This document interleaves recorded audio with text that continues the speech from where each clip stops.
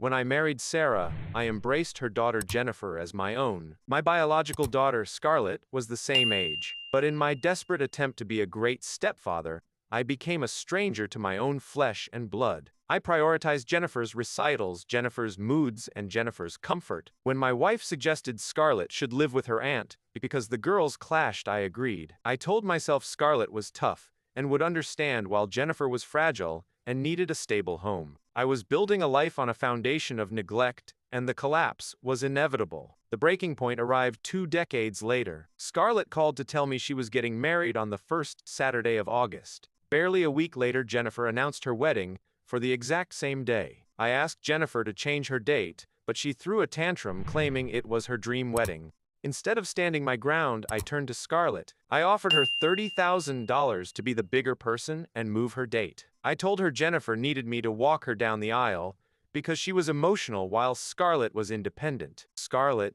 did not yell. She did not even sound angry. She just said, "You have made your choice, Dad. You will need the money more than I do." I went to Jennifer's wedding. I wore the tuxedo, gave the speech, and played the part of the proud father. But the entire night felt hollow. My phone stayed silent until a notification popped up the next morning. It was a photo of Scarlett walking herself down the aisle, head held high. There was an empty seat in the front row with a single white rose and a note that said, "Reserved for the man I thought my father was." The fallout was permanent. Scarlett went completely no contact. She blocked my number, my social media, and moved without leaving a forwarding address. A few months later, I heard through a relative that she had a baby girl. I tried to reach out to apologize and beg for a chance to be a grandfather. The door tight. Her husband sent me a final message saying, "You spent her childhood making her feel like second best. We will not let you do that to our daughter." The most bitter part of it all is that once the wedding glitz faded, Jennifer and her mother did not need me anymore. Jennifer is busy with her new life. My wife treats me like a bank account rather than a partner.